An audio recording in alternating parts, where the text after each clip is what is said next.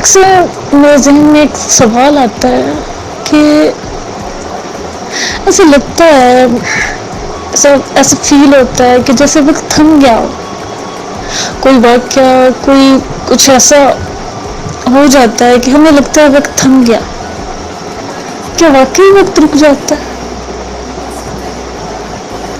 इकरा साहिबा, ये जो आपने सवाल पूछा है ना, ये मेरे एक शेरी मजमूए का नाम है, और वक्त थम गया। और ये जो सवाल है आपका मेरी ज़िंदगी से इतना जुड़ा हुआ है। मैं उन बदनसीब लोगों में से हूँ जिसने ज़िंदगी में अपने हर उस रिश्ते को खो दिया जो दुनिया में सबसे कीमती होते हैं। अपने माँ बाप, अपने इकलौते भाई, उसके बाद अपने शौहर। मेरे शौहर जिनके साथ जुड़ने के बाद मैं अपनी दुनिया के हर दुख भूल गई थी। उन्होंने मुझे इतना मोहब्बत, इतनी इज्जत, मेरे रास्तों में मुझे हमेशा आगे बढ़ाया। मुझे शायरी का जो मेरा शौक़ था उसको उन्होंने हमेशा मेरे को हौसला दिया। हमेशा कहा, नहीं तुम करो, तुम बहुत अच्छा लिखती हो। और वो ऐसे थे कि मेरे घर में कोई अदीब मुझसे मिलने आता था तो वो मुझसे ज़्यादा खुश होकर उनसे मिलते थे। वो लोग इतना खुश होते थे, वो कहते थे भाई आपके शौहर तो बहुत अच्छे हैं, बहुत नेक इंसान। मैंने ऐसे जीवन साथी को खोया। तो बस उस ऊपर वाले की रहमत है, उसने इतने दुख दिए तो उसने मुझे हिम्मत दी उन सब से लड़ने की। आज खड़ी हुई हूँ क्योंकि मुझे अपने बच्चों के लिए जीना है। जब मेरे शौहर की डेथ हुई तो 5 साल गुजर गए थे।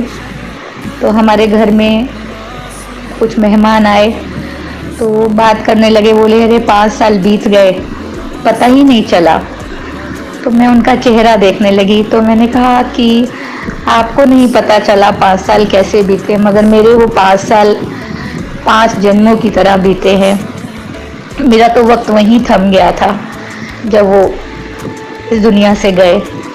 वो बातों बातों में वो मेरा शेरी मजमूए का उन्वान निकला।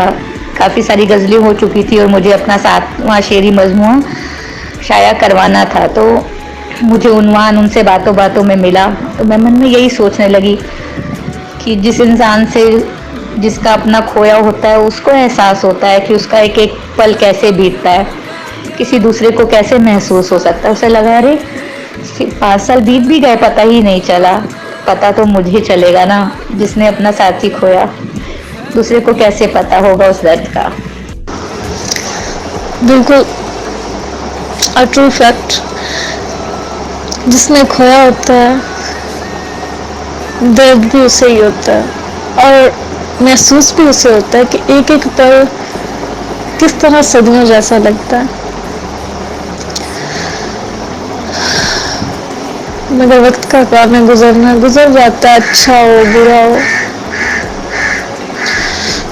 मुझे खुशी हो गई है सुनकर कि आपके हस्बैंड लविंग एंड केयरिंग थे, शायद इसीलिए उनकी ज़िंदगी कम थी।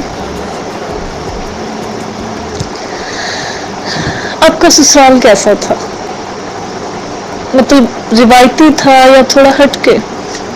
हाँ इकरा साहिबा, मेरा एक शेर है इसी तरह से कि एक आदत ये तेरी वक्त बहुत अच्छी है, चाहे अच्छा हो बुरा हो तो गुजर जाता है। दिलसोज लेकिन हकीकत है। और इस गुजरते वक्त के साथ शायद हम भी कहीं गुजर जाते हैं।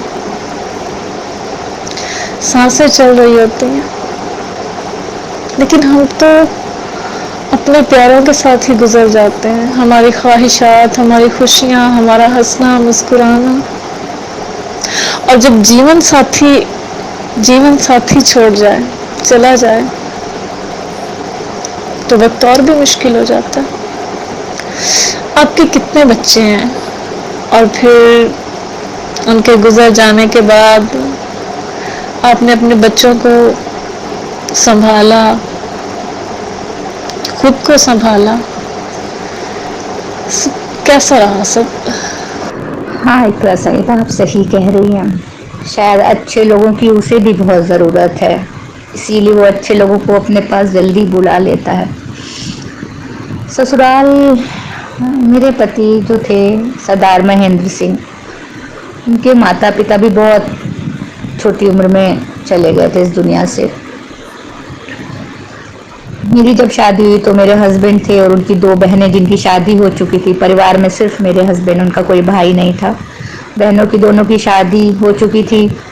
जब मैं शादी करके आई तो बस 2 दिन बाद सब लोग मेहमान चले गए और घर में मैं और मेरे पति, बस हम 2 लोग। मगर मुझे अपने पति में सारे रिश्ते मिल गए।